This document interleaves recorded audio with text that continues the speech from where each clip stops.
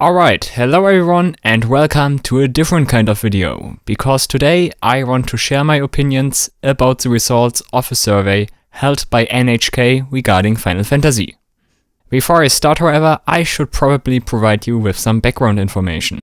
NHK, who organized the survey, is a major and important public broadcaster over in Japan, and as such shows stuff like news and documentaries on TV. This means their survey got a lot of attention, hence making it a quite big one. Since NHK is a Japanese broadcaster, they asked only the Japanese Final Fantasy fans, not the Western fans. So the survey only reflects Japan's feelings about the franchise.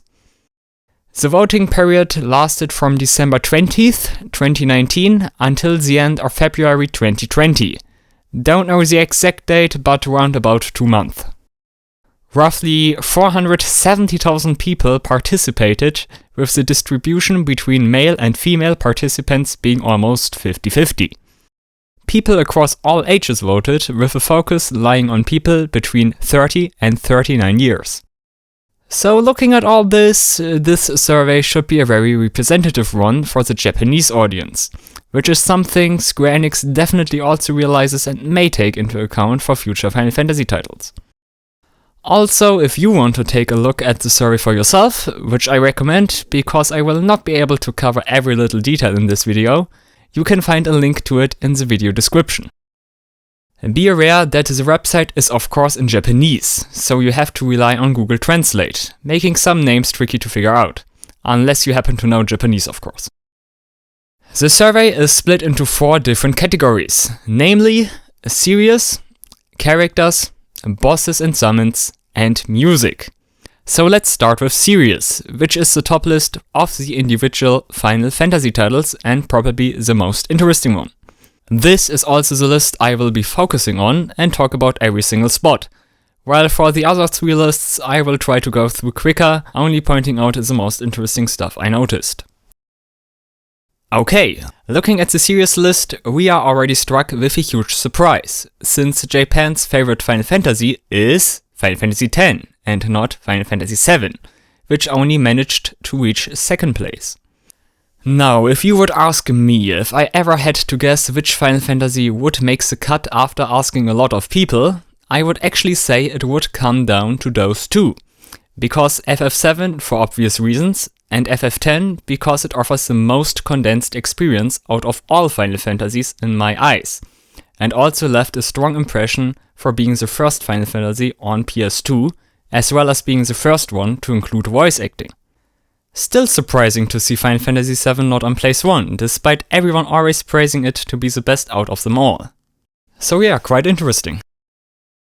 Also, keep in mind we are talking about the Japanese audience, and for them Final Fantasy VII was, well, the 7th Final Fantasy, while for America it was the 4th and for Europe the 2nd one, I believe. So if you already played 6 other entries of Final Fantasy and or some other RPGs prior to FF7, it might not leave as deep as an impression like it did for someone from the West, who did not had the opportunity to play nearly as many RPGs, not speaking about Final Fantasy, and then plays Final Fantasy VII as his first big RPG. Keep in mind, prior to FF7, RPGs in the West weren't the most common of games.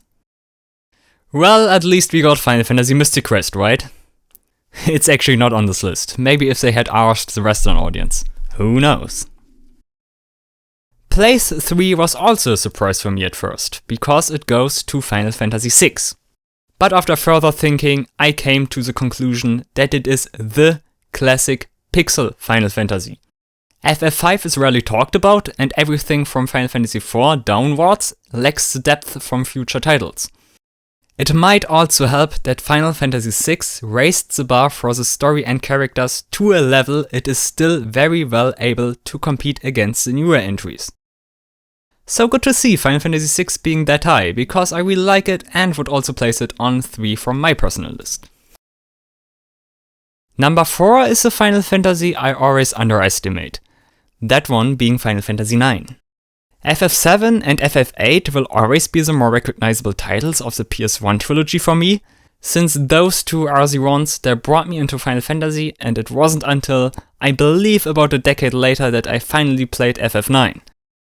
But I am fully aware, FF9 has a huge amount of followers, and charming-wise, it is maybe the best Final Fantasy out there.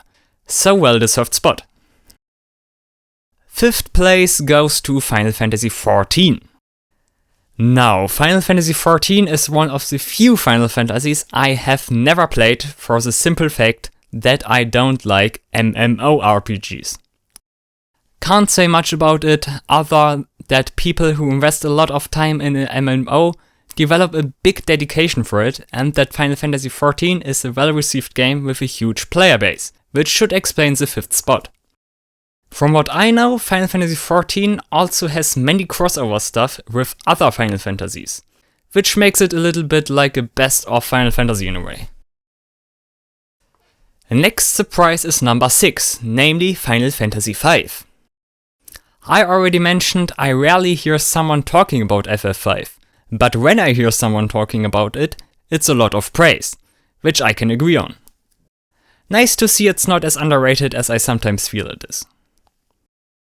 Alright, time for number 7, which is actually number 1 in disguise, Final Fantasy VIII. What should I say? Final Fantasy VIII is my absolute favorite, so it hurts to see it not higher up on the list. But I guess good to see it is not further down, due to its polarizing nature. People either love or hate Final Fantasy VIII, that's how it is. So it's good to see so many people still apparently love it. Final Fantasy IV is on number 8.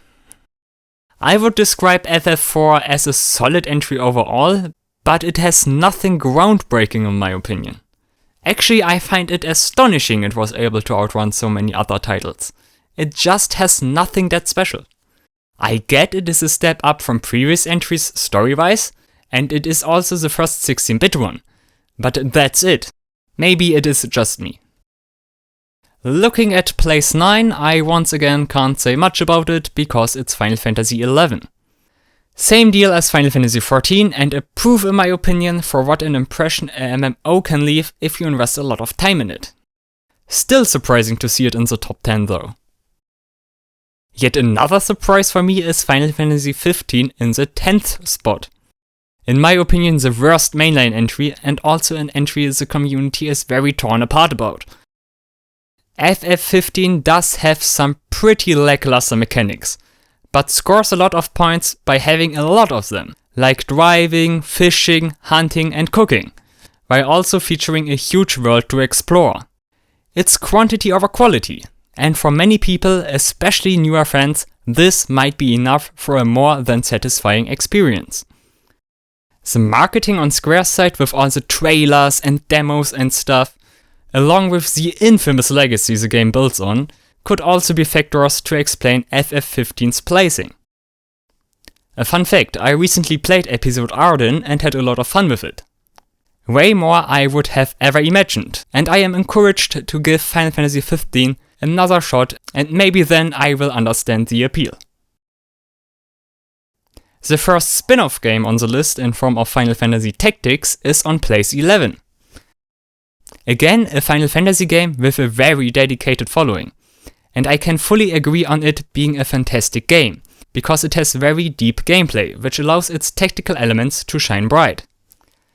And on top of that, it also has a very good and unique story among other Final Fantasies. Really shows how well Final Fantasy fits for a strategy game. Pleasant to see it's not as forgotten as Ramza is, but makes it being lower than Final Fantasy XV all the more strange. But then again, you could probably say that about most titles below Final Fantasy XV. Final Fantasy III being on number 12 is okay, I guess. I never finished it, but it's an important entry, since it greatly improved the job system, which might be a huge plus point for many. Don't cry. Next up is Crisis Core Final Fantasy VII. Place 13 is still high up, and I can understand why Crisis Core manages to be so high up on the list, because it offers an amazing experience on a handheld console. The story is of course absolutely heartbreaking and does a very good job at providing a backstory to Final Fantasy VII. The graphics are amazing for a handheld game from 2007. I mean, just look at the summoning sequences. And the gameplay, albeit not being the best of the best, is fine for a handheld game. Definitely a game that leaves an impression. Another surprise can be seen on spot 14 with Final Fantasy XIII. Personally, FF13 is a pretty solid entry for me, since I enjoyed the battle system with its higher emphasis on preparation and reaction, while also being the most dynamic iteration of the ATB system to date, in my opinion. I assumed it would be higher, but seeing it like it is now, I assume this was some kind of placebo effect created by Square Enix. Because I have the feeling Square really likes FF13, since they turned it into a whole trilogy, and pretty much everything during the PS3 era was about Final Fantasy XIII, from what I can recall.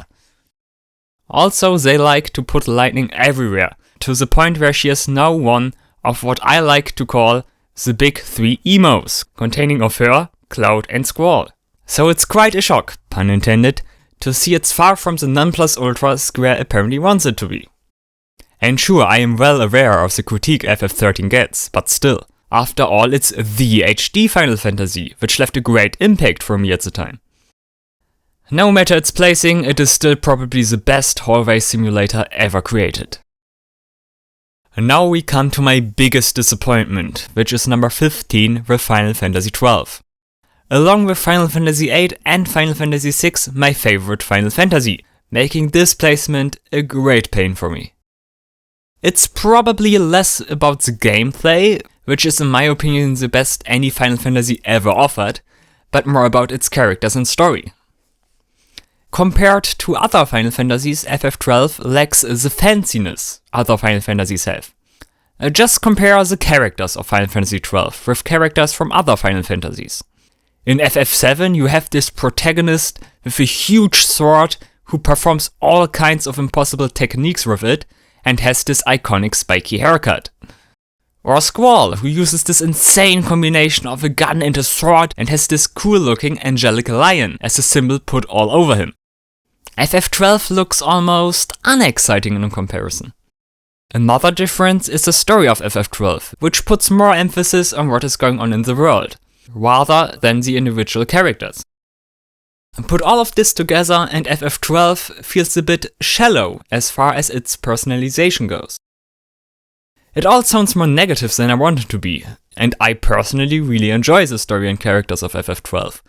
But I would say you need to look from a different kind of angle than you normally would playing a Final Fantasy to get the full spectrum out of the lore Final Fantasy XII presents.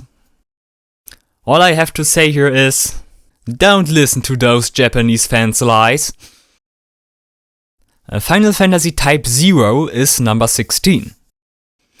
Assumingly less because of the PS4 port, but more because of the PSP version. Once again, an impressive experience on a handheld console, which hides more mediocre aspects of the game. On a Western survey, this game surely would be way lower, since we only got the console version. Place 17 is again an interesting one, since it is Final Fantasy Crystal Chronicles.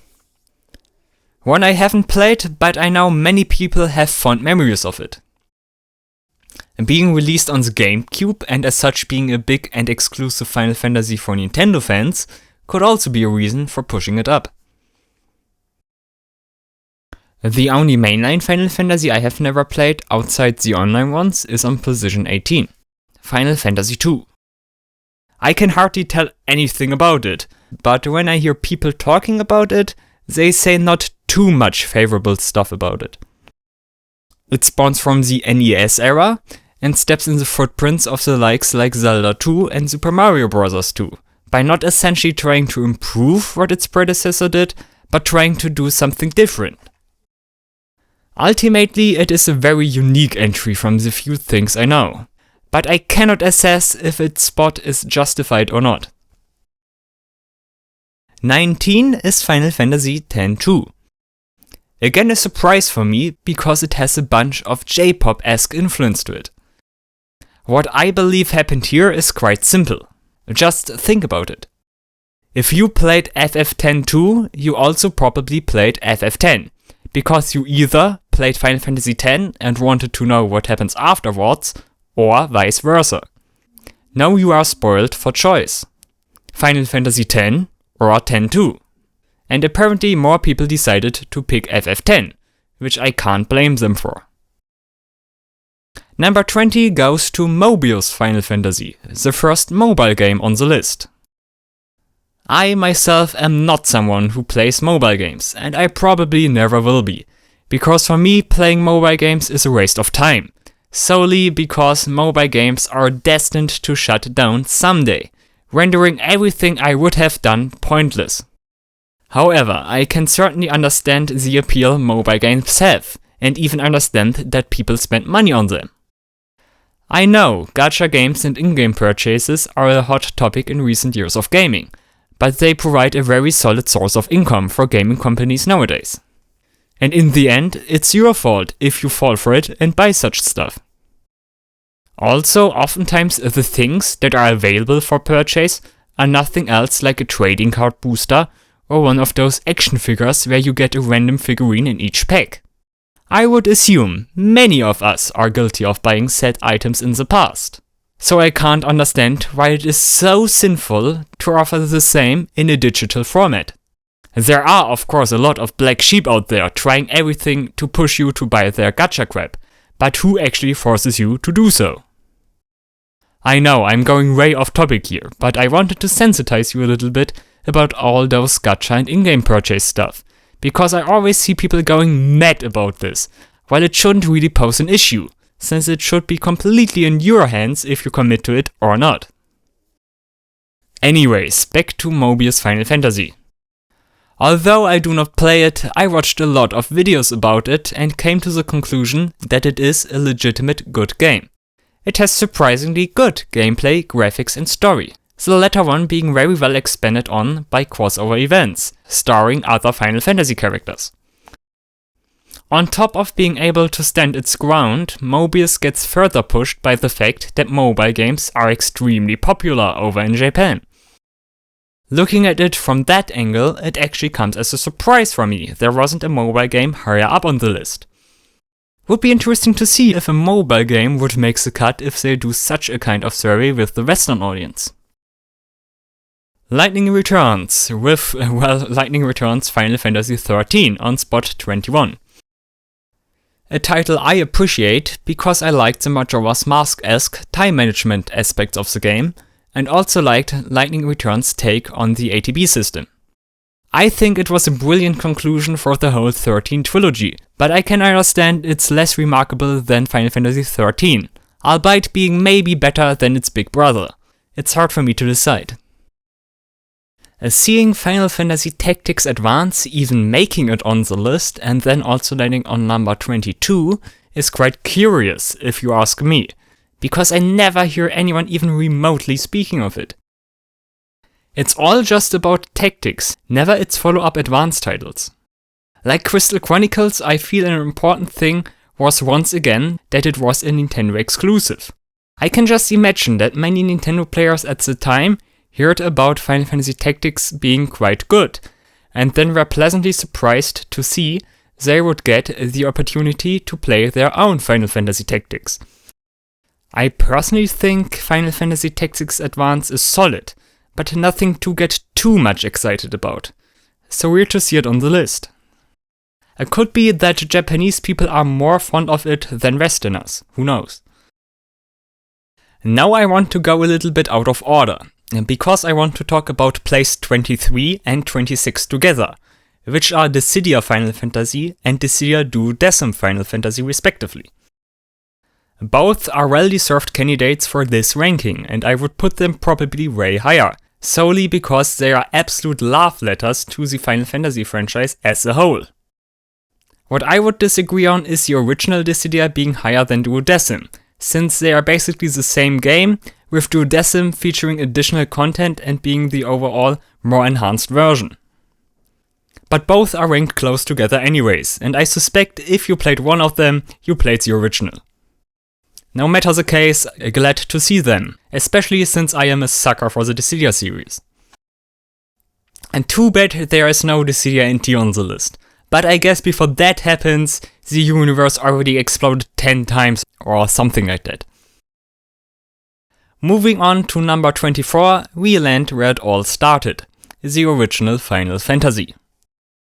Lowest mainline entry on the list, which I would say is not because it is a bad game, but rather because all other Final Fantasies managed to build upon it so perfectly. In return, they create more memorable experiences the original could ever hope to offer, and I think this speaks for the entire franchise. Square Enix, or Squaresoft in earlier years, deserves a lot of praise for trying to provide unique and special experiences with each Final Fantasy. Of course, this approach paid off more for some Final Fantasies and less for others. But wouldn't it be for this will to change and improve with every passing game, Final Fantasy would either not be that popular these days or dead completely. Look at other long-running gaming franchises like Mario or Zelda. They constantly add turns and twists to base formulas, if not going as far as reinventing them altogether. And like Final Fantasy, sometimes it works, sometimes not. This is the key for franchises to maintain relevance. And in that sense, I can only say that I hold great respect for the legacy the first Final Fantasy spawned. But nowadays, it's mostly overshadowed by what came after it. Yet another weirdo is spot 25, with Final Fantasy Crystal Chronicles Ring of Fates. I played it, and I remember finding it pretty bad and boring. I know, however, that it had some big multiplayer aspects I never touched, which were great in conjunction with the game being released on the Nintendo DS, and I believe this to be the soft spot for many to choose it. I am skipping 26 because I already talked about Duodecim, so it's straight off to 27. Another surprise, because technically it's not a Final Fantasy game, but then again it is. I am talking about the Game Boy game Final Fantasy Adventure, aka Mystic Quest, aka Seiken Densetsu Final Fantasy Gaiden, first entry in the Seiken Densetsu or Mana series. Haven't played it much, so can't say much about it, other than that I wouldn't count it as a Final Fantasy game, but that's just my humble opinion. The votes are probably coming from Seiken Densetsu fans who were salty their franchise didn't get a survey. Maybe. Presumably not. Position 28 is held by Final Fantasy 13-2. Again an entry that has mixed receptions overall. Some call it better than 13, some worse. Some like neither, and some both. It's all over the place with Final Fantasy 13-2. I may like it more than 13, but I actually have problems ranking the 13 games. They are all close together for me. The fact is, I had a lot of fun with 13-2 and Kaius is a great villain. I would have seen it closer to its brothers, but I think it should be happy to even be in the top 30. A second last spot we are looking at is 29, with Final Fantasy Crystal Chronicles Echoes of Time. Like Crystal Chronicles, I haven't played it, but I imagine it to be an improved version of its predecessor. Falls short, however, because Crystal Chronicles remains the more infamous one. Last but not least is number 30, and it is Final Fantasy Record Keeper. Like Mobius, it's a mobile game, and also like Mobius, it's a very good one, starring a plethora of crossover content, along with a huge cast of playable characters across all of Final Fantasy, and even other Square Enix franchises. Combine this with, once again, the fact that Japanese people really like mobile gaming, it's no secret why it's here on the list. Also again, a bit surprising it's not higher. And that, my ladies and gentlemen, are the top 30 Final Fantasy games according to the NHK survey. All in all, a logical top list. I mean, we have every mainline title in here, and also the most talked about spin-offs. It is nice to see all titles from 4 to 10 were able to manage to reach the top 10, because I consider the SNES and PS1 trilogies to be the golden age of Final Fantasy, and 10 to be the best crafted Final Fantasy overall, albeit being not my favorite. Still, there are some Final Fantasy games I missed. For example, World of Final Fantasy, which I believe got overshadowed by FF15, as well as its childish nature. And Final Fantasy Brave Exvius, another good mobile game, which I can't explain why it's not in. But hey, there are so many Final Fantasy games out there, you can't have them all. Alright, now I am taking a look at the other 3 categories, but as I mentioned at the beginning, I am not going through all places and just point out the interesting stuff in my opinion. Okay, characters. Cloud number 1. Hardly a surprise. I already mentioned when I talked about FF12, very iconic design and one of gaming's most memorable characters ever created. Yuna is second, probably because of all the people who love FF10. In a way, she represents FF10 better than Tidus, since she is actually a part of Spira, while Tidus is not, and acts more like an avatar for the player.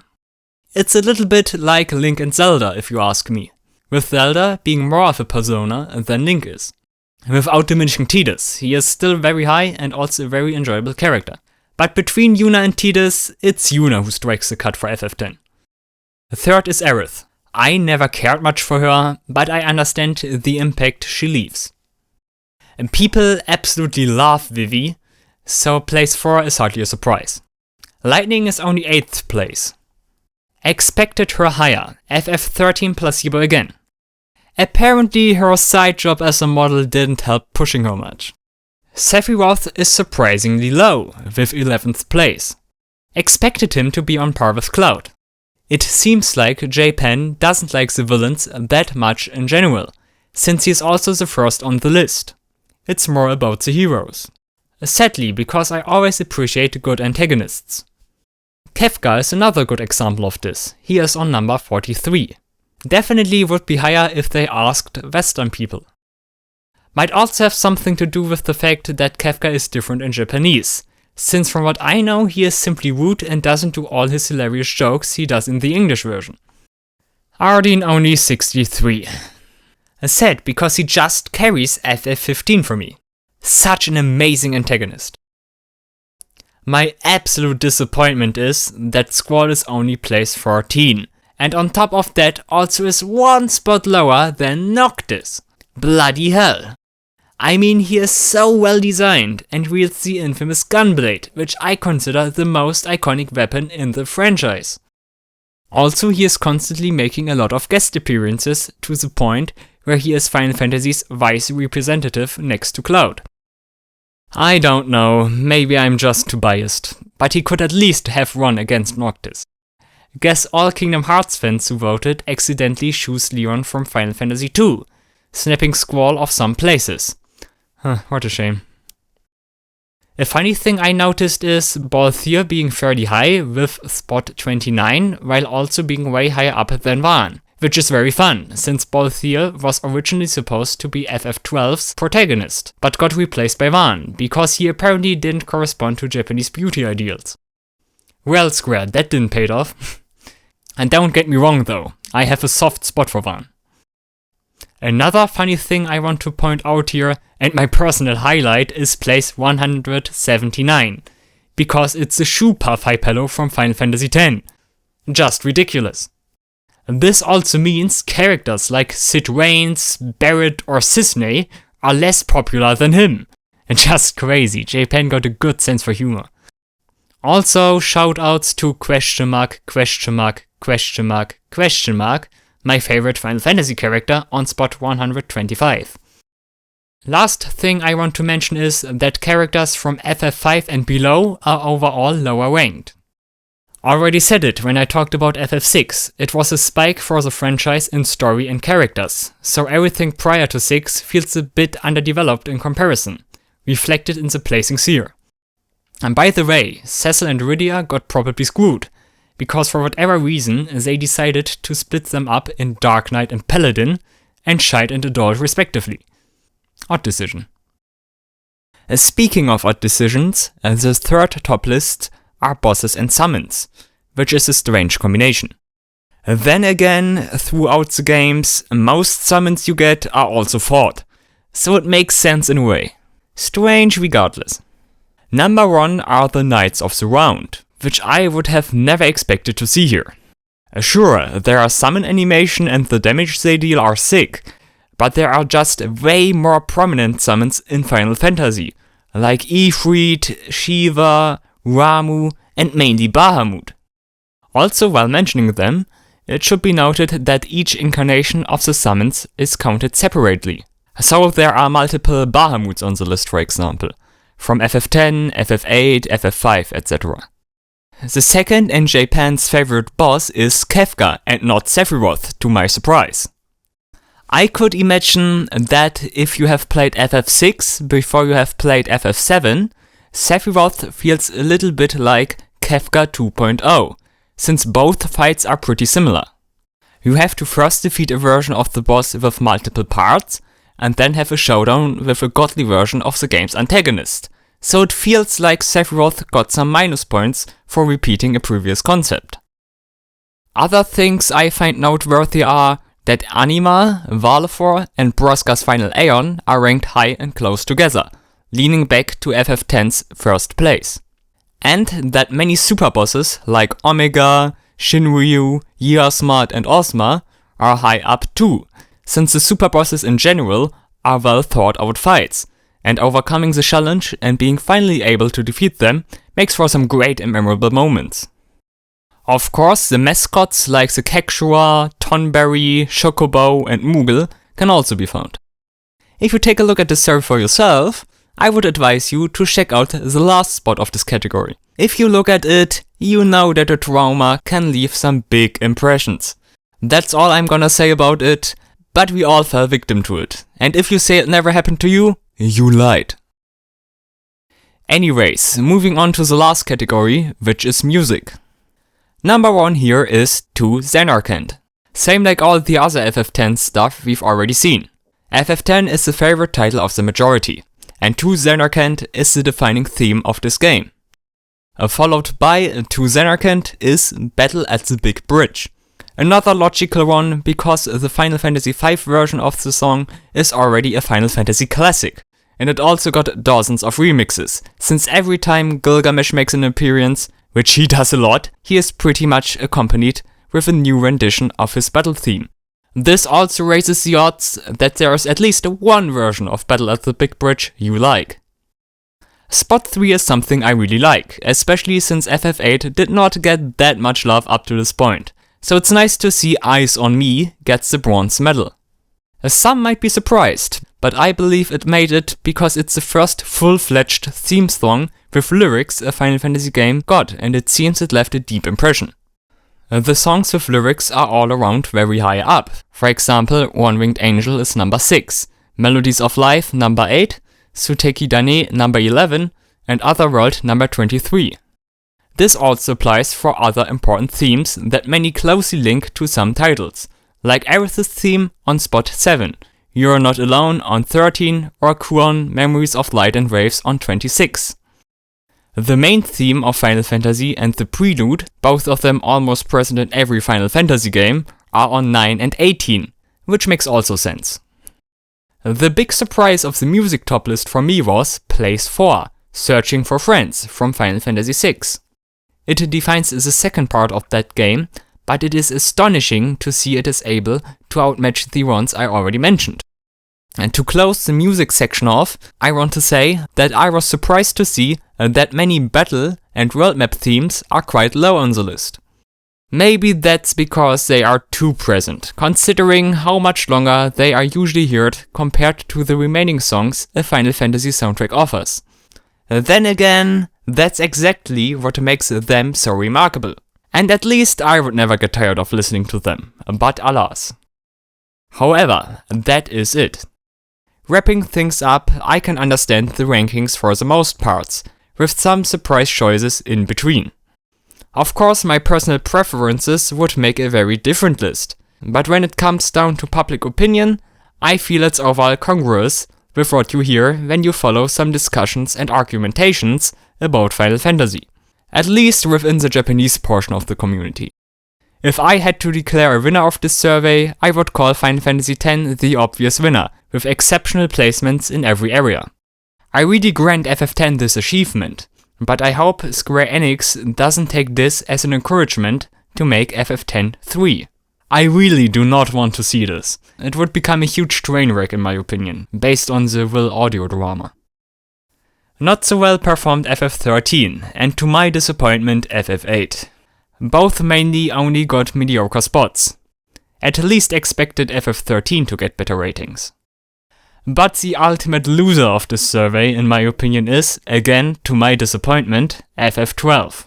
It got mediocre placements at best, but is sadly wasting away in the lower regions for the most part. It pains me to see that my personal favorites are not that appreciated, except FF6. Whatever. To come up with a conclusion, I want to say that Square Enix, as well as the Final Fantasy fans all across the world, should treat this survey seriously. Despite asking people what their favorite Final Fantasy games are, might happen often. However, not in this kind of dimension. I would say this whole survey represents how Japan feels about Final Fantasy very faithful. We as Final Fantasy fans can assume Square Enix keeps this in mind when it comes to future things regarding the franchise. Because after all, Japan is their home market, and as such always will be a driving force when the time for Square arrives to make decisions. Phew, I talked way longer and also way more in depth about this whole survey than I ever wanted and ever imagined. This video here is also the most work intensive I have ever created, but I don't mind. I just felt like analyzing the placements and giving insight in how I received them, while also providing some of my Final Fantasy background to build my theories on, might interest some people. And even if no one watches this, at least it helped me a little bit to make up my mind and structure my thoughts about the individual Final Fantasy games, and gaming in general. I also gladly take the experience I got from producing it. Anyways, thank you for listening to a Final Fantasy Maniac for the past 90 minutes. Greatly appreciated. Again, if you want to check out the survey for yourself, just take a look at the description. You will find a link to it there. Alright, that leaves me only to say, take care, sayonara, and goodbye.